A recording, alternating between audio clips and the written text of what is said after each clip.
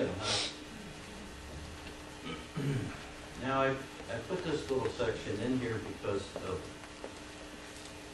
what the experience I had with our naming our first child. And I very, with a lot of confidence, I can say that I know that helped me and that helped others in order to be able to handle the terrible feelings that they're having. But I make these suggestions. I suggest that you speak of your loss by name. You had selected. Speak them by name. They were a person. I believe that conception happens, life begins at the point of conception. And I believe that's a life. That's just how I believe. Okay?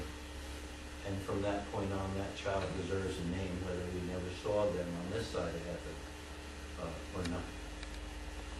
And I suggest that you rejoice in the life which was felt within you, if you're a mom, and the joy of expectation that that little one gave even for the months that you carried that child. Because there was a lot of joy there. There was a lot of expectation, a lot of preparation. Yeah, that's life. That was life. Life that you enjoyed with that little one. And then, of course, to know that children live in heaven. Certainly, of course, heaven. God loves the kids. And it'd be kind of exciting to see what they look like. Now, here's some suggestions. Resist the temptation to withdraw. To just go back away from it and think that, well, I'm not even going to think about it. That's it. I really don't want anything to do with it. I can't carry this. It's too heavy. Connect with the ones that you love, people who really care about you. Hang around people who love you. Hang around those who really care what you're experiencing and what you're going. If they're there, just find them and hang around those folks, because they'll help. Return to work. Keep a journal. It's good to get back into normal life. Journaling. I think journaling is so good. Women do this so much better than men, but journaling is good for men and for women, because you get to see your own progress and your own healing, and you can go back to it. And when you think you're doing real well, you go back and read your journal when you first started and say, wow, I have changed a lot since that time. Pray and meditate. You're a spiritual creature. God has given you life, and His life is so that you would have communication with Him, and He would help us through every single thing that happens with us in our lives. We are His kids. We are His children, and He who loves. We are the sheep, right, of His pasture. We're His kids, and He loves us. And don't think for a minute that God doesn't weep for me and love me and care for me. Stay away from excesses, because excesses can be ways that you're trying to handle the pain that you're feeling, and they only lead to worse things, such as alcohol, excessive eating, illegal drugs, overworking, or promiscuity, thinking that that'll help me. No, that won't help at all. As a matter of fact, the end of that road, it means now I have two things to be able to deal with. And sometimes it's harder to get rid of the addiction that has been a result of what I've experienced than it is to get rid of all the pain of my original loss. Because there's a lot of people just lose their life in the bottle or in drugs or something like that, and they actually die. They actually die because they feel they can't handle their loss. And don't be afraid to ask for help. You know, if you need help, ask for help. There are people out there who can help you. People who give their lives to try to understand these things.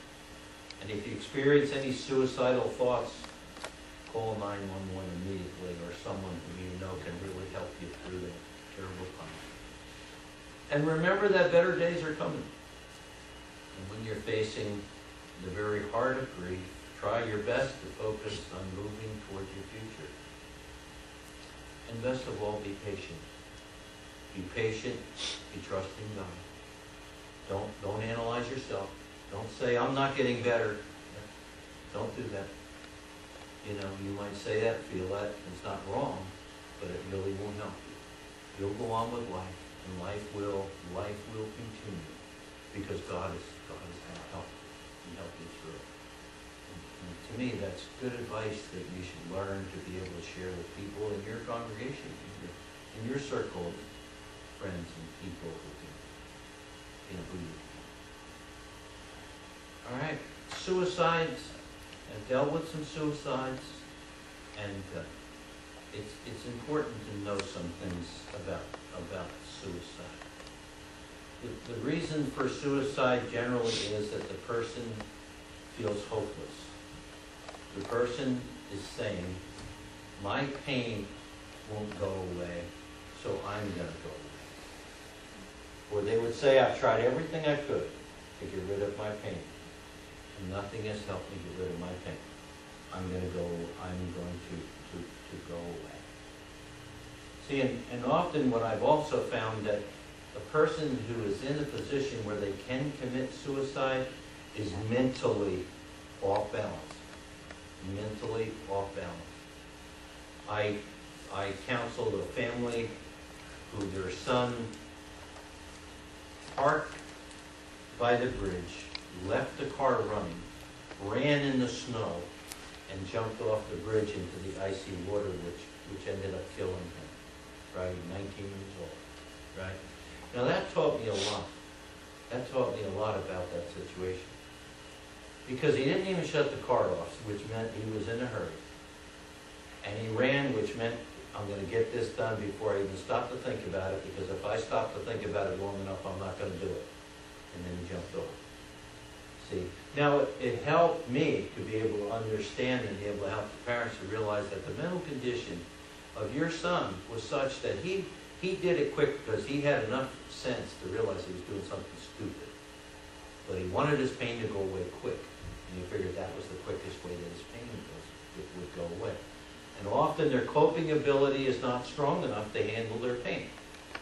Especially men. Men are very much afraid of not having the strength to be able to handle something or deal with something. And men are more apt to commit suicide than women are. And will be angry, full of scary, awful feelings, forgiveness, about the situation because I didn't cause it. And the person never really realizes how much pain they leave behind. Suicide is a terrible choice. I leave families full of people who are suffering because of my thinking I knew how to handle my situation. We're into the same thing as in grief, with the grief of the loss of my child, as with the loss of a suicide, which is you have to remember who the child was, and you have to build a bridge back to who the child was. And you have to celebrate the life that the person has. Don't rush it. Time will help you. But I'll tell you one thing that you might disagree with me on, and I don't really care. Because there's the biggest questions that's begged in suicide is, can that person who committed suicide still go to heaven? It's not even a toss-up. There's one scripture that says it all. There is one sin